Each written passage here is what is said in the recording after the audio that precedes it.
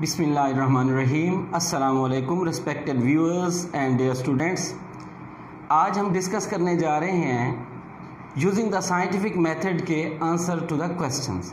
इससे पहले हम उसका एनालिसिस, ऑथर्स का इंट्रोडक्शन और चैप्टर का इंट्रोडक्शन डिस्कस कर चुके हैं।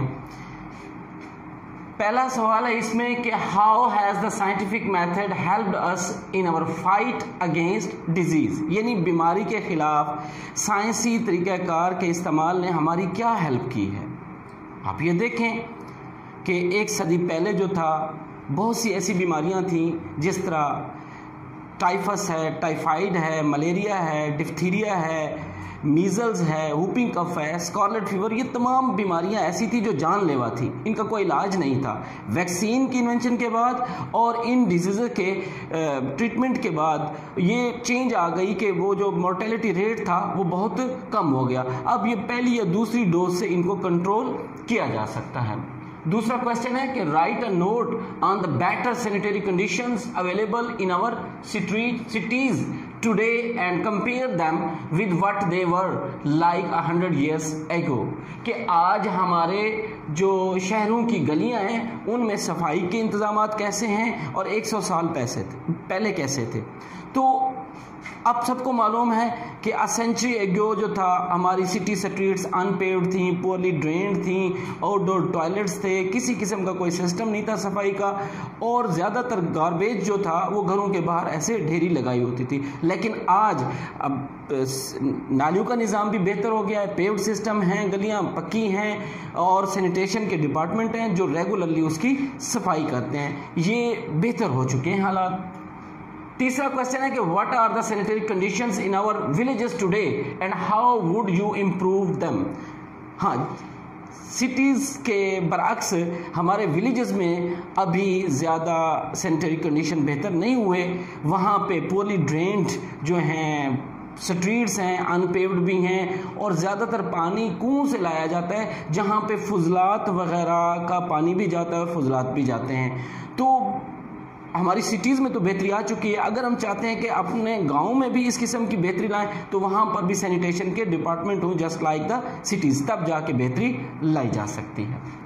चौथा क्वेश्चन है how has the scientific method helped us in the production and preservation of food. ये बहुत ही इंपॉर्टेंट है।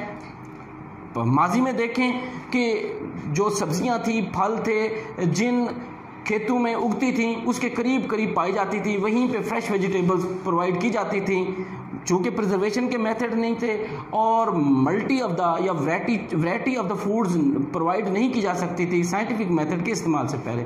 साइंटिफिक मेथड के इस्तेमाल से एक तो वैरायटी ऑफ फूड्स हमने हासिल कर ली है कि एक एक फल के, एक एक सब्ज़ी की और बहुत सी वैरायटीज़ आ गई हैं। इसके अलावा प्रिजर्व करने के मेथड पहले सिर्फ पिकलिंग लगाकर या साल्टिंग करके जो था महफूज किया जाता था। अब प्रिजर्वेशन के जो साइंटिफिक मेथड हैं उनके ज़रिए खुराक को महफूज किया जा सकता है। और अब ये मसला नहीं है कि कौन सी खुराक कब मिलेगी, सारा साल आप तमाम किस्म की वैरायटी ऑफ द फूड्स हासिल कर सकते हैं। पहले सी फूड जो थी वो सिर्फ समंदर के या साहिल के, दरिया के किनारे पे प्रोवाइड की जा सकती थी। अब उनको भी किसी भी दुनिया के कोने में आप एंजॉय कर सकते हैं। उनकी न्यूट्रिशियसनेस भी कायम रहती है और वो वैरायटी में भी प्रोवाइड की जा सकती है। नेक्स्ट क्वेश्चन है हमारा कि we are now generally less fearful than our ancestors. What were our ancestors afraid of, क्या हमारे आबाओ अजदाद ज़्यादा खौफजदा थे, किन चीज़ों से खौफजदा थे और हम कम खौफजदा हैं। हमारे आबाओ अजदाद ज़रा सुपरस्टिशियस थे।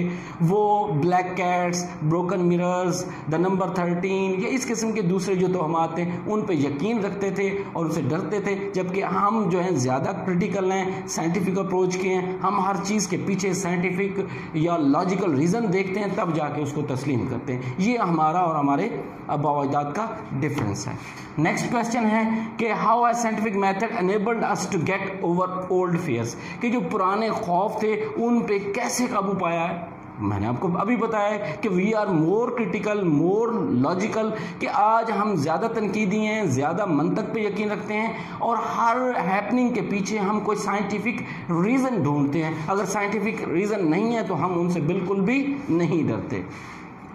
नेक्स्ट क्वेश्चन है कि what part did the astrology play in the lives of main and women in the past. माजी में जो था एस्ट्रोलॉजी, इल्म नजूम जो है वो किस किस्म के असरात मुरतब करता था मर्दों और औरतों की ज़िंदगी पे या इंसानों की ज़िंदगी पे।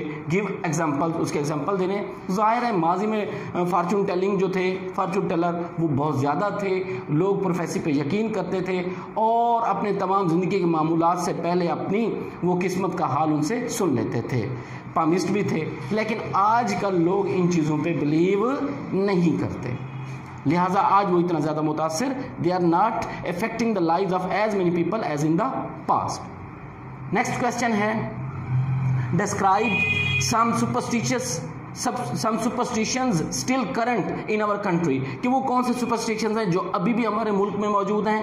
How do they affect the lives of those who believe in them, जो लोग उन पे यकीन करते हैं कैसे वो उनकी ज़िंदगियों को मुतासर करते हैं। आपको अभी बताया है कि कुछ जो सुपरस्टिशियस लोग होते हैं वो इस किस्म के black cats, broken mirrors, the number 13 या जो क्रोइंग ऑफ द कॉक है वो इन चीज़ों पे यकीन करते हैं, क्रो की जो क्रोइंग है उस पे यकीन करते हैं। लेकिन साइंस हमें बताती है कि अगर इनके पीछे कोई साइंटिफिक रीज़न नहीं है तो हम इनको नहीं मानते। लिहाजा ये सिर्फ उन्हीं लोगों की ज़िंदगी को मुतासर करते हैं जो इन पे बिलीव करते हैं। ये लेक्चर था हमारा आंसर टू द क्वेश्चन का, यूजिंग द साइंटिफिक के बारे में। अगले लेक्चर तक के लिए इजाज़त, अल्लाह हाफ़िज़।